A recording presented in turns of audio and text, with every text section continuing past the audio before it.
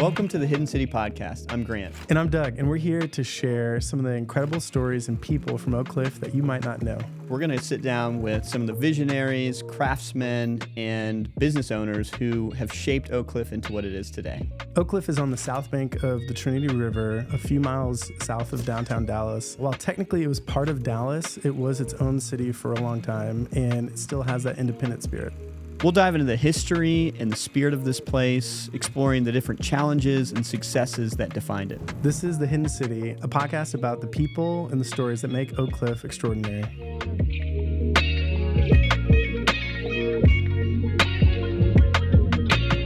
Welcome back to this episode of the Hidden City Podcast. Today we are continuing on with our Texas Talk series. We've got another great Texas Talk recording here for you today.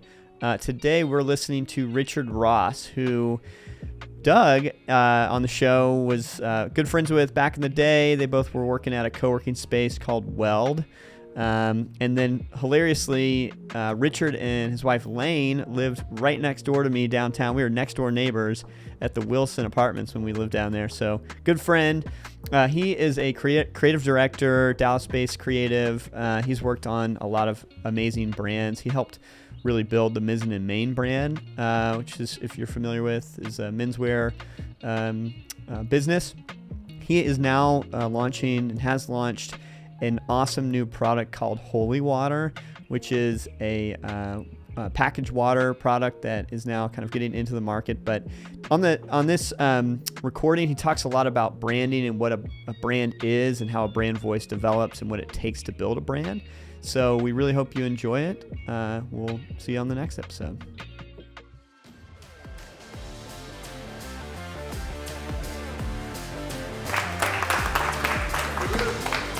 Thank you so much. Very kind. I'm very excited to be here with you all today. Really looking forward to get to share with you some of the thoughts that I have on brand and branding, cultivating a brand and allowing it to stay true to itself. So as was just said, I came out of a long stint with a menswear company in Dallas called Mizzen+Main. I was there for about 8 years and really helped develop the look and feel of that brand. And that's where a lot of this philosophy really was formed. And then now I'm starting a new brand called Holy Water, which we're very excited. If all goes according to plan, we should be in retail next week. It's Texas spring water. The spring is out in Keller, Texas. Delicious water, straight from the earth. Very abundant spring. If you've ever heard of Keller Springs Road, these are the springs of Keller. There are actual springs. Fun little. I didn't realize that until I got involved with this and we started talking to these folks. But this has been in development for. It'll be a year next month, so we're very excited to be launching, starting here in Dallas and then spreading out all around. I can get more into that. But since this is about branding and staying true to brands, it would be off-brand if I didn't open in a prayer. So I'm just going to pray real quick. Dear God, thank you so much for Wax Space, this gathering, this time to be able to share a lot of stuff that I've gotten to experience throughout the time and this sort of method of approaching brand. God, I just ask you to speak through me. I ask this time be a blessing for everybody here and bless our time together. It's in Jesus' name we pray. Amen. All right.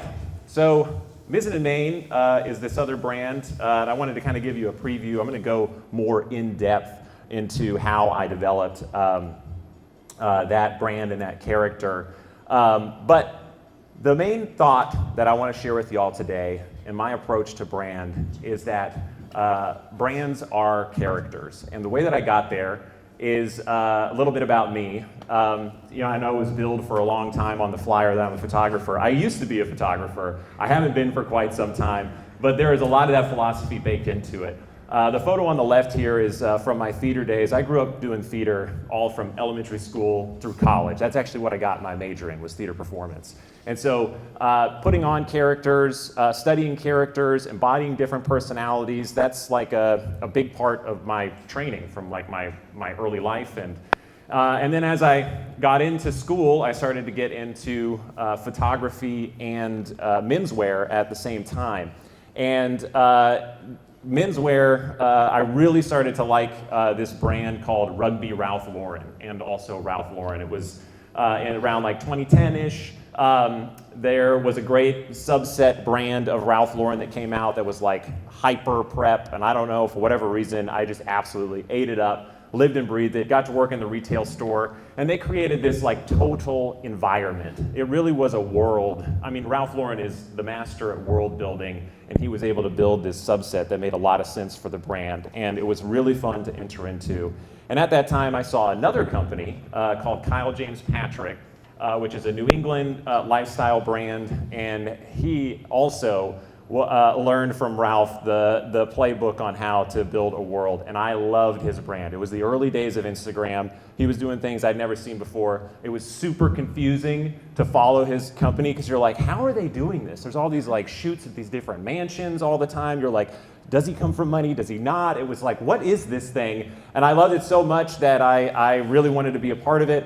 I had like a friend that kind of knew this guy, and so I got his email and I messaged him because I was going to take a road trip with a buddy from Dallas to Boston, and Rhode Island's on the way where this company is based. And so I emailed him, I never heard back, but drove, knocked on his factory door. He happened to poke his head out, looked confused, opened the door and said, "Oh my God, you made it." And then we became very close friends. I ended up marrying him and his wife.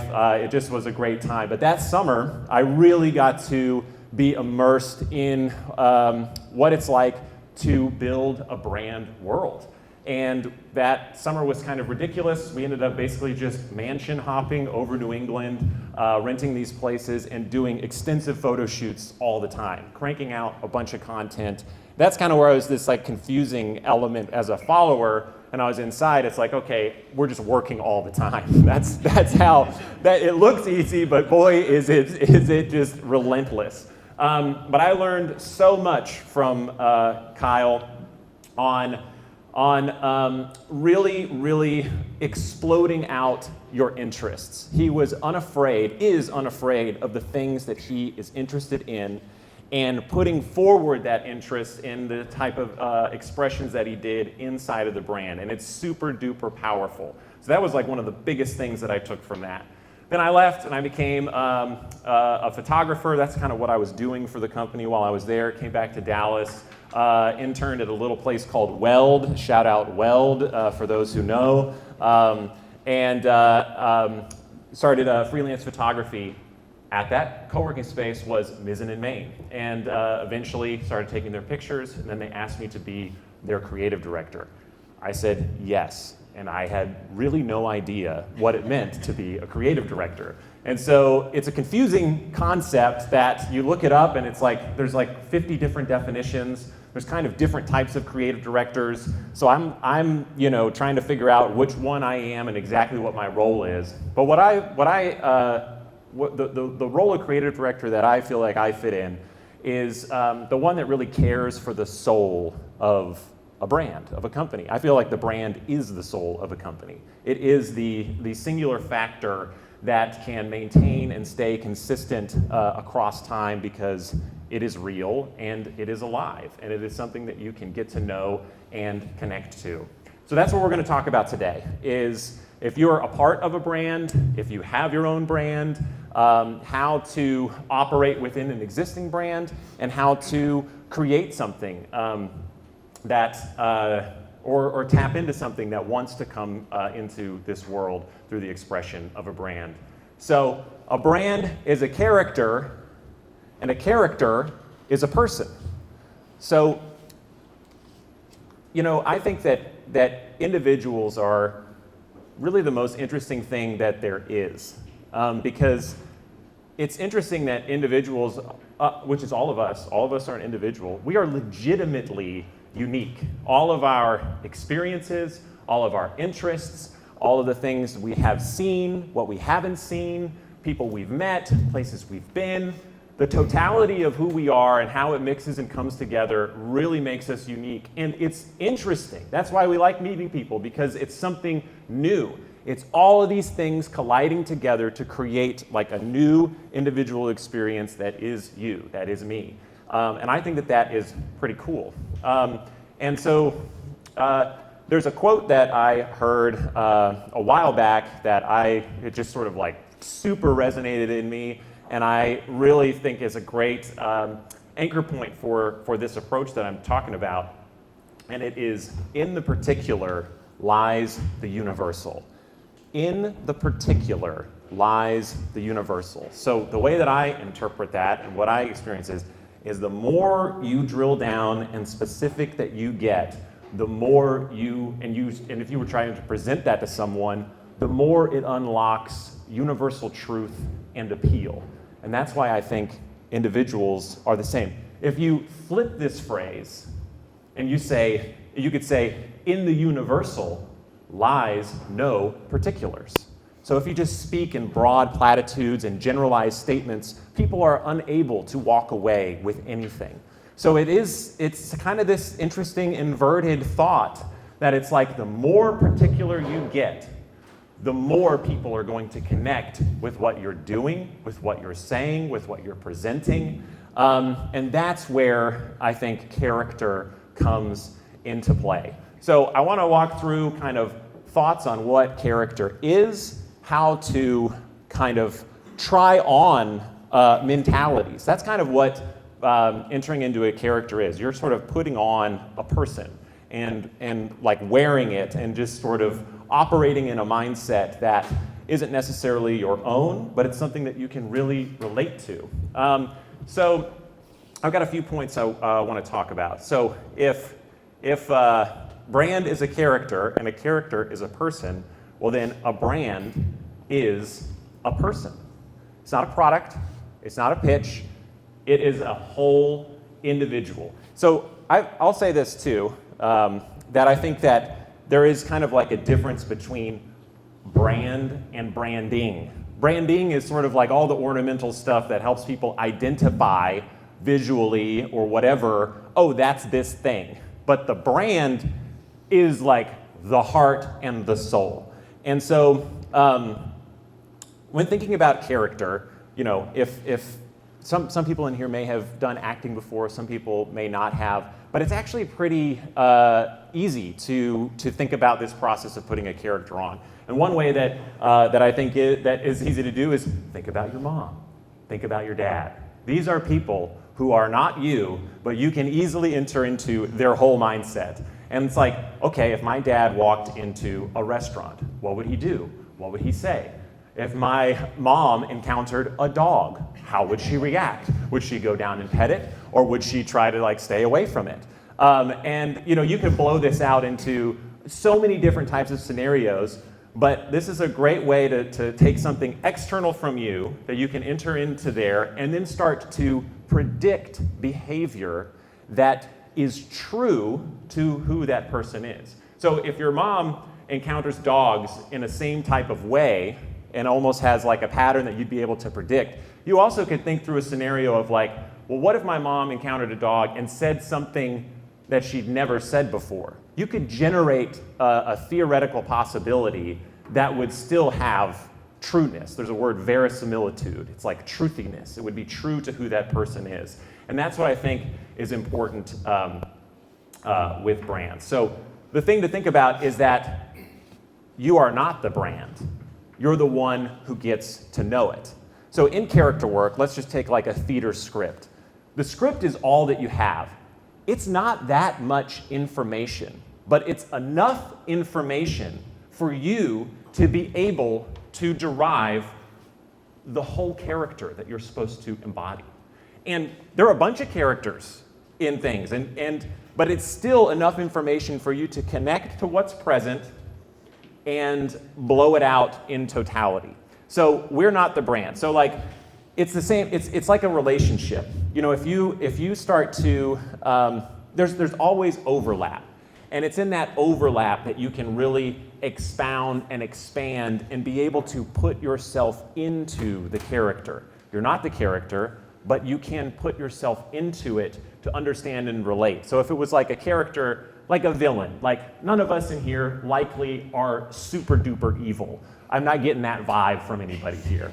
But if we had to put on this notion of behaving like that, well, then we'd start to look at our lives and we'd start to think about like, okay, I've never thought or wanted to do anything like this to people, but I have, been surprisingly upset at my child, and I've been like, wow, I gotta like reel that in, or in an argument, or whatever it may be, or a more positive. There's types of joy that we experience, like, you can sort of imagine how to do that. So I think that, and this point is important because when you're entering into a brand, you've got to figure out how to connect to it and how to operate within the confines of what's there. So the script already exists. If there's like an existing brand, like if we went into the brand of wax space, there's all this source material that's already there that you could look around, you sit, observe, you take it in, you take up the dialogue that's already there, and then you start to put on the mindset of what you observe. And then if you're tasked with doing more in the brand voice, experience, existing, you can do that because you're looking around, and then you can start to understand the logic and behave like that because it has a personality to it that you can perpetuate.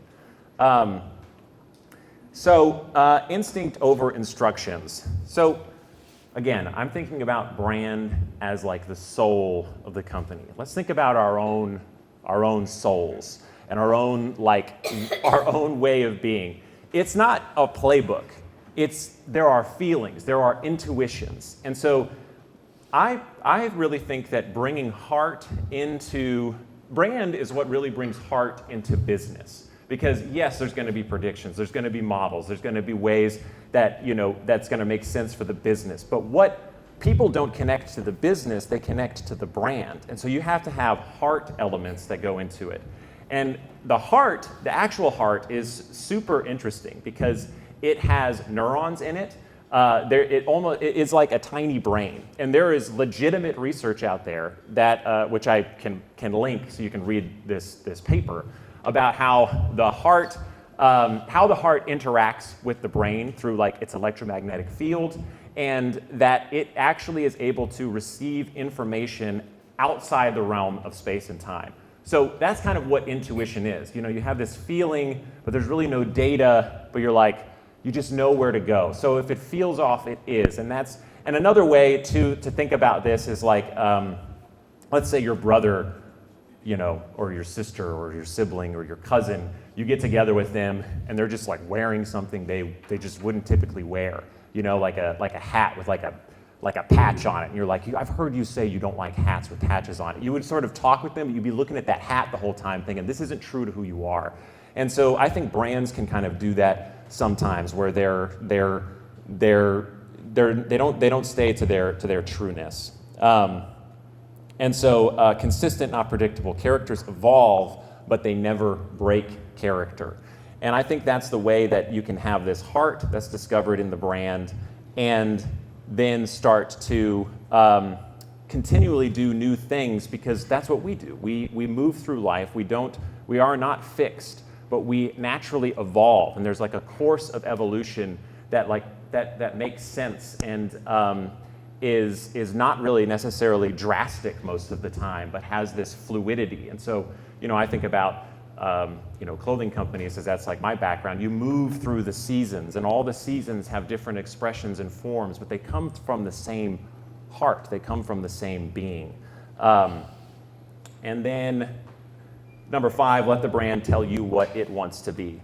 Once you know the character, the story starts to unfold itself.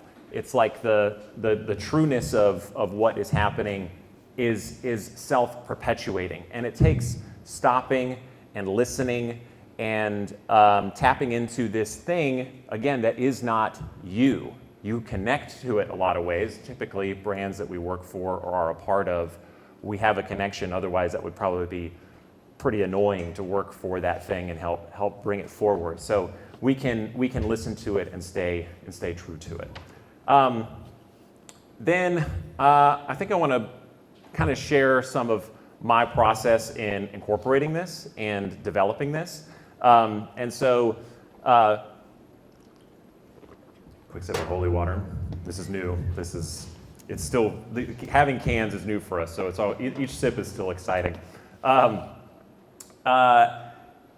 This is my process for for doing this. This is sort of what I would do if I were to create a new brand, or even if I was entering into an existing brand. It's collecting, colliding, conceptualizing, communicating, and creating. Collecting, an empty hopper is of no use. You have to have material. You have to fill up with things in order to build something. And so collecting for me is really just about like living life and experiencing things and finding things that you're interested in and being excited about what you're interested in. So it can be, I feel like collecting is just, if you're sort of feel depleted, you're like, man, I can't really create anything. Well, then go experience something so that you're charged with emotion and a takeaway that you can then bring to something else. And then I'm a very visual person, so I constantly am collecting different types of images that sort of resonate with my interests, so that I can take all of these things and put them down onto paper, or put them inside of Figma, which I use all the time, and then allow for these things to collide. There are no new ideas. If something feels like a new idea, it's just a new combination. It's just one thing being put up against another that creates sort of this dissonance that somehow gets resolved. And so we have to be able to collect these things, put them down in order for them to be able to collide. And once you kind of get these things where it's like, well, this combination is super interesting, let me try to put this idea together. That's what conceptualize is. It's the actual generation of the idea. And then communicating is super duper important. If you're unable to tell others about what you're seeing, this vision, you have to be able to adequately communicate this unseen element to others so that they can start to see how to bring it into reality as well. And then the next step is creating it together. So I'll show you two examples, one with Mizzen+Main, sort of just like how this came together, and then with Holy Water. So Mizzen+Main, these are just some thoughts, experiences, things that I brought together. So I like brutalism. I get frustrated with corporate jobs. I feel like I'm different than the way a structured 9-to-5 life is asking me. Old cars are cool. I like menswear. I like having male friends. I like work. I don't like work. I like vintage 70s, 80s, 90s technology. I like plants. And I like the way my dad looked when he was working when I was younger. So these are somewhat connected, but not all of them connected. And so I'm putting this down and I'm thinking, what if there was an environment or an experience where all of these things came together and it made sense and was resolved and ringing, with truth. And so that's kind of where I was with my inner self. These are the parts that I was bringing to the brand of Mizzen+Main, and then trying to reconcile it all with who we're trying to reach. And so then I started to gather different types of images. You can see the brutalism there. You look through and it's like, okay, well, this is interesting. Now there's sort of this collision of plants and concrete. There's some tension there. There's some dissonance there of the natural world and the severely artificial world. And brutalism starts to kind of represent this overlording nature of corporate. Well, here's these old technology, so that's kind of interesting. And okay, this photo is interesting because you have this family portrait with this giant computer, which I'm like, okay, well, maybe I can incorporate this old tech to illustrate the weight of work in our lives and sort of its brash nature of infiltration into family. That's kind of interesting to be able to have this external visual. And so you can see how those items in that board start to come together, and we have these ideas that we can now try to collide and morph into something that can ring true. And then here's some examples of how that started to come to life with Mizzen+Main. It's like incorporating the brutalist architecture with the technology, and this is one of my favorites, and kind of this surrealism environment of this fantastic man. The way that I would describe Mizzen+Main is that he's a serious guy who doesn't take himself too seriously, and he's able to be himself in the midst of the workplace, the same person that he is out of it. He sort of can move through work with ease, unchanged, resolved, centered. I'm like, that ain't what I can do, but somehow this guy does it and he's fine with it. Sometimes when I'm in a corporate thing, I'm like, man, I got to get out of here. But he's like, it's fine.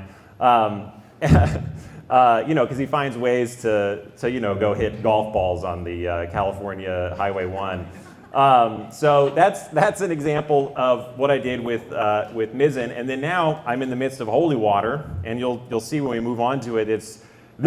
I'll say too, this is like years. This is like a super board put together from years of collection, thinking, ideation. This didn't happen in like a week. We're looking at like a lot here. So this can come for all of us if we collect the things that we like and the mediums that resonate with us, writings, pictures, whatever it be. And then this is the result over many seasons. I'll say too, I was with Mizzen for 8 years, and this is like the last 2 or 3 years that I was with him. There's not even images from the first 5, because there was an evolution that happened, and I think that what I'm talking about, of this trueness of brand, was starting to come through. It moved from being a product to being a person that you can connect with and interact with.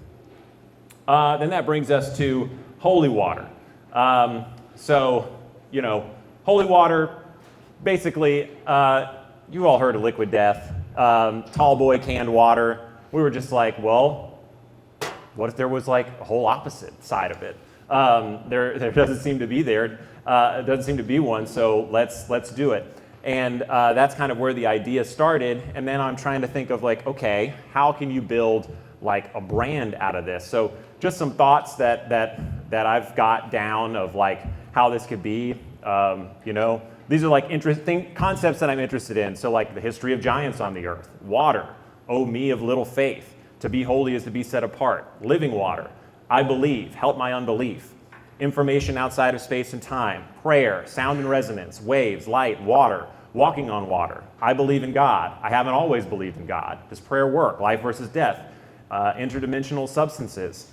It's like, okay, there's a lot here. There are how can this come together in an experience? And then this is some of the imagery that I've been collecting, kind of these like holy, serene spaces. I still have this kind of brutalist kick. There's actually a surprising amount of like brutalist cathedrals that are so awesome. Not that many in the States though. I love like water and reflections and cymatic patterns and all of these things that come. The Pope Mobile, I just think is a fascinating concept. This one's awesome. This was like a gym in the Alamo, guys. I mean, you can't forget this. So part of this collection process, here's one. I came across this as a James Turrell installation, and that's like the baseline concept of this can. Was just from that. It started out as an oval. Thankfully, it didn't end there on the can, and then it turned into this archway. But it really came from collecting this image. It just, boom, I zoomed into it. I think it's interesting because James Turrell, his medium is light. It's light, it's experiencing light itself, not something illuminated. And I feel like that's kind of really a huge parallel to like spirituality and spiritual experiences. And so it kind of morphed into this archway, which I really, maybe it's not time to reveal exactly what it means, but it was just cool to really take these things and have it blow out. And then, this is early days. We've had one photo shoot, so the number of photos are not as large as the last one, but we're getting this thing going. But just trying to think through these different aspects of the brand and the person of the brand, and exploring these types of concepts. I'll say too that like the water, all the water is prayed over at the spring and in inventory, and so we do. We really feel that prayer works and has the ability to change things. There's other studies that show how intention affects the quality of water, and how a good word toward water can improve its molecular structure. A bad word can degrade it. Even words just taped to a bottle of water can have an effect on the water itself. And so we're just taking it that extra step to put some spiritual purity into it. and it comes from the great state of Texas, ladies and gentlemen. The Dallas-Fort Worth area, which is, I believe, the second Holy Land. I don't actually believe that, but maybe we do. The Pope did visit the Alamo, I believe. So very excited to be doing that. But yeah, in closing, just to review that a brand is a character. You can understand it like you would a person. You can relate to it, you can connect to it, its voice, its style, its actions, the way it's going to move into the world, and it comes to life naturally. And be specific. Don't be afraid of things that you're interested in. They're actually extremely valuable. Because you know a lot of things about a lot of very particular things, and that particular interest is unique. And when it collides with something else, that brings about a new experience for others. So be specific. Companies want to be unique. They want to be differentiated in the marketplace. Well, you can't look to the left and to the right of others and then start copying what they're doing. You can be aware of trends, but bring it in. You don't have to do it exactly. Just kind of like do it the way that feels best for the brand, and then you can start to emerge as singular. And then use your gut. Your intuition is valid. We feel things. And it's important to bring it to the table. Of course, match it with data, match it with projections and all that stuff, but don't ignore the heart and the soul, because that is what humans connect to. This is what that's how you cultivate love for your brand. And then let the brand evolve. It's not going to be stagnant. People are never stagnant. They're constantly moving, they're constantly changing, because we're having these new experiences, which allow for more combinations to be made and uniqueness to continue to perpetuate. So put on the character of your brand, imagine the way that it would think, feel, and behave, write it out on paper, discuss it with others, and then walk in that, help it become embodied in the world through the work that you do. So that's what I got for you guys. Any questions? Yes. So, how hard is it to then separate brand from yourself? Because it sounds to me like it is separate from you, but then a lot of brands are very much built around a person. Yes. How to separate the brand from yourself and yourself from the brand, and the differentiation of the two. Yeah, I think the the brand, if the brand just can't be you 100%. Just like a character can't. Somebody couldn't embody a character 100% of the time. And most of the time, I think brands are external. Even if it's a brand you're creating, there's going to be elements of it that are kind of like not from you, in order for it to make sense to the ultimate person you're trying to have it connect to. And so one of my ultimate examples of, I think, brand as character, and it's kind of to the opposite point that you're talking about, but Ralph Lauren. I think that he is just the master of lifestyle branding, so much so that we're all copying his playbook. Not all of us, but those that know are, because he did it.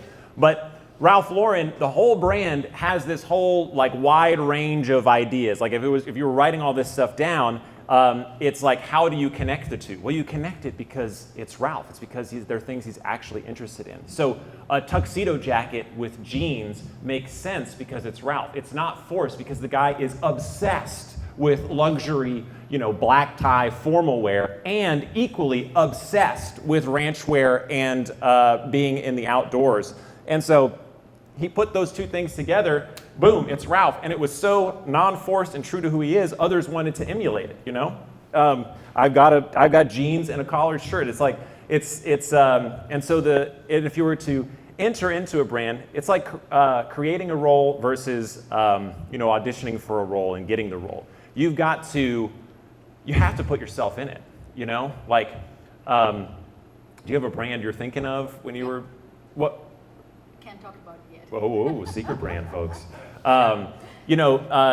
There's gonna be that overlap. It's like if you have a friend and you and your friend have a shared interest. Well, you could go deep for hours, unending on it, and you can bring other things to it that make the conversation more interesting.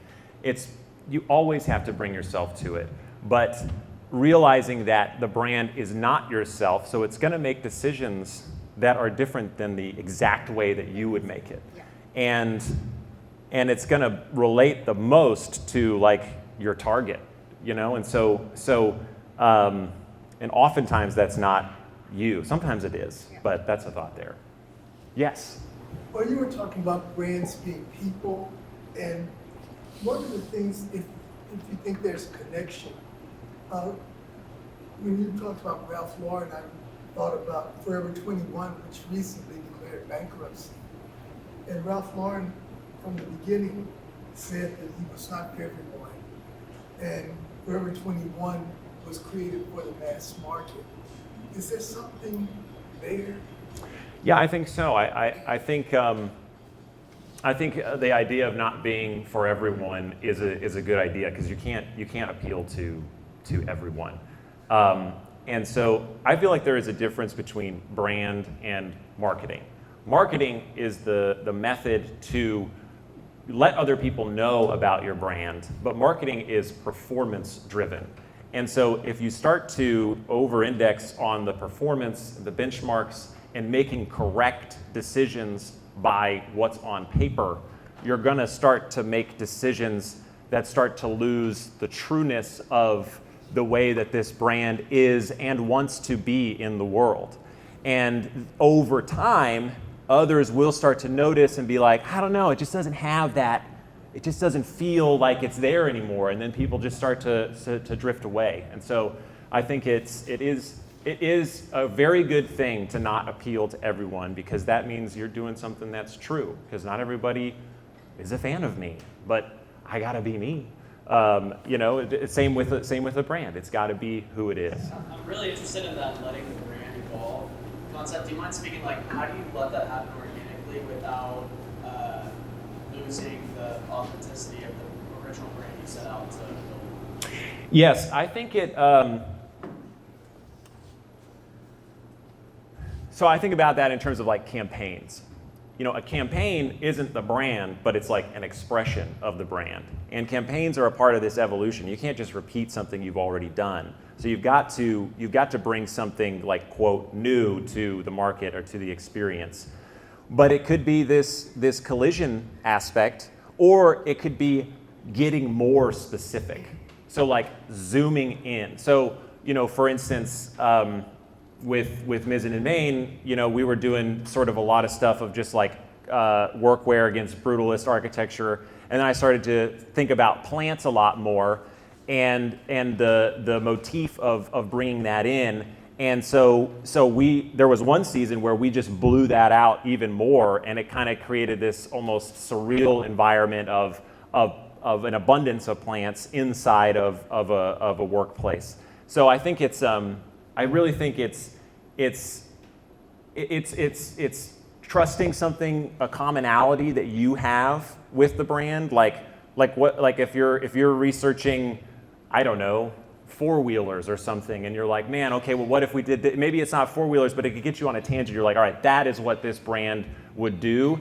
People may not know it overtly, but we who are creating it understand this collision that has this interesting dissonance to it. That's kind of a thought there. Thanks, everybody. Hey, thanks for tuning in to this episode of The Hidden City. We hope you discovered something about Oak Cliff that you didn't know. If you enjoyed the show, I hope you subscribe to it on YouTube and then follow us on any of the podcasting platforms. Also, if you enjoyed it, please share with a friend, and thanks so much for tuning in.